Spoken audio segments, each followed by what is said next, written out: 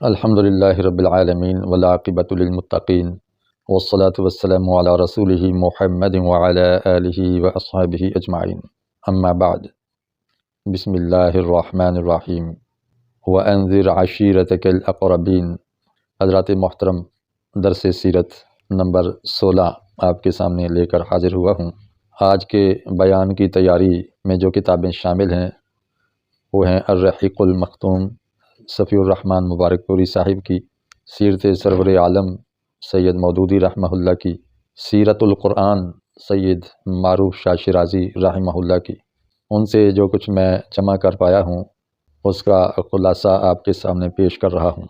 رسول اکرم صلی اللہ علیہ وسلم کو یہ حکم ہوا ہے کہ اب آپ اس دعوت کو عام کیجئے، فاصدع بما تؤمر، ہانکے پکارے سنا دیجئے جس کا آپ کو حکم دیا جا رہا ہے۔ رسول اکرم صلی اللہ علیہ وسلم نے اس پر ہو بہو عمل فرمایا۔ ابلاغ اور تبلیغ کا پیغام پہنچانے کا لیٹسٹ طریقہ میڈیا کا سب سے مؤثر ذریعہ استعمال کیا، اور کوہ صفا پر چڑھے۔ عرب کے اندر یہ روایت اور دستور چلا رہا تھا کہ جب کوئی بریکنگ نیوز دینا ہوتی، جب کوئی اہم بات بتانا ہوتی، ایمرجنسی اطلاع کرنا ہوتی، تو لوگ صفا پہاڑی پہ چڑھتے، سفید کپڑا لہراتے اور یا صباحا کی آواز لگاتے کہ ہائے صبح کی مصیبت، اور لوگ چونکتے اور ہر صورت وہاں جمع ہونے کی کوشش کرتے کہ یہ کون سی مصیبت ہمارے اوپر ٹوٹنے والی ہے۔ یہی طریقہ رسول اکرم صلی اللہ علیہ وسلم نے اختیار فرمایا۔ کوہ صفا پہ چڑھے ہیں، سفید کپڑا لہرایا ہے، یا صباحا کی صدا بلند کی ہے، اور اپنے قبیلے والوں کو نام لے لے کے پکارا ہے، اے اہل قریش، اے بنی عدی، اے بنی فہر، اے بنی غالب، نام لے لے کے جمع کیا ہے ان لوگوں کو جو آپ علیہ الصلوۃ والسلام کے قبیلے کے ہیں، خاندان کے ہیں، قریشی ہیں، شہر کے ہیں۔ چنانچہ لوگ جمع ہوئے۔ جو نہیں آ سکا اس نے اپنا نمائندہ بھیج دیا تاکہ غیر حاضری نہ ہو اور اس اہم اجتماع سے کوئی محروم نہ رہ جائے۔ رسول اکرم صلی اللہ علیہ وسلم نے پھر اس مجمع میں سب سے پہلی بات جو کی وہ یہ کی کہ لوگو، آپ نے مجھے کیسا پایا؟ لبثت فیکم عمرا کیف وجدتمونی، ایک عمر میں نے آپ کے اندر گزاری ہے، آپ نے مجھے کیسا پایا ہے؟ تو ساری قوم بیک زبان بول اٹھی، ما جربناک الا صدقا، ہم نے آپ پر جو تجربہ کیا ہے وہ سچائی ہی کا کیا ہے، یعنی ہمارا یہ تجربہ ہے کہ آپ ہمیشہ سچ بولتے ہیں۔ پھر رسول اکرم صلی اللہ علیہ وسلم نے فرمایا کہ اگر یہ بات ہے تو میں اگر کہوں کہ اس پہاڑ کے پیچھے ایک بہت بڑا لشکر ہے جو تم پر ٹوٹ پڑے گا، تو کیا تم میری بات کا یقین کرو گے؟ لوگوں نے کہا بالکل یقین کریں گے۔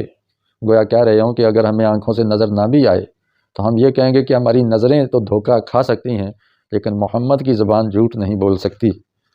تو رسول اکرم صلی اللہ علیہ وسلم نے پھر خطاب فرماتے ہوئے کہا کہ لوگو، یا ایھا الناس قولوا لا الہ الا اللہ تفلحوا، اے لوگو کہو اللہ کے سوا کوئی بھی بندگی کے لائق، اطاعت کے لائق، پوجا پاٹ کے لائق، جھکے جانے کے لائق نہیں ہے، تم کامیاب ہو جاؤ گے، اور عرب و عجم تمہارے مطیع ہو جائیں گے، عرب کے تم بادشاہ بنو گے، جنت کے بھی تم بادشاہ بن جاؤ گے۔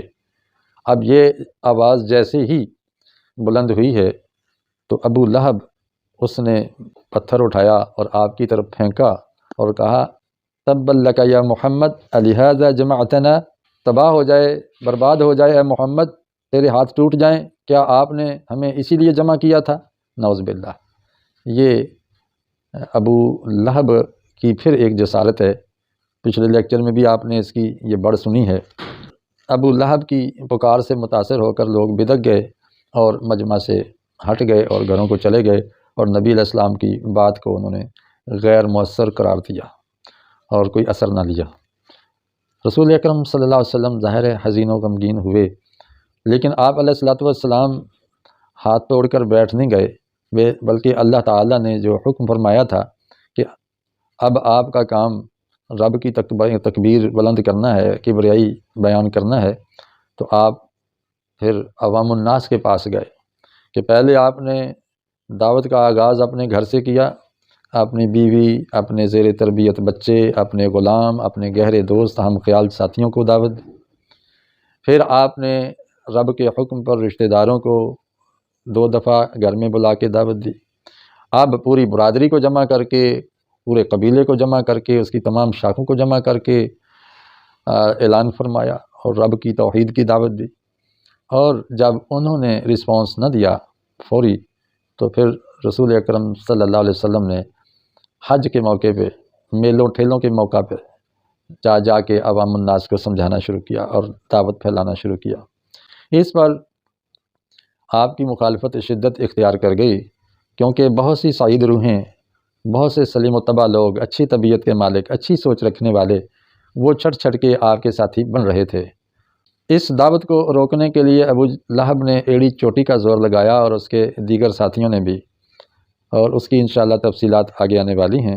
نبی صلی اللہ علیہ وسلم ہر خیمے میں جاتے ہیں، ہر گھر پہ جاتے ہیں، دستک دیتے ہیں اور لوگوں کو توحید کی دعوت دیتے ہیں، اور اس کے اندر ہمارے لیے یہ میسیج اور پیغام ہے کہ ہم بھی نبی صلی اللہ علیہ وسلم کی سنت پہ عمل کرتے ہوئے دعوت کا کام کریں۔ دیکھیے، سنت صرف مسواک کرنا نہیں ہے، یا دائیں ہاتھ سے کھانا ہی سنت نہیں ہے۔ سنت صرف ٹخنوں سے پائجامہ اوپر رکھنا ہی نہیں ہے۔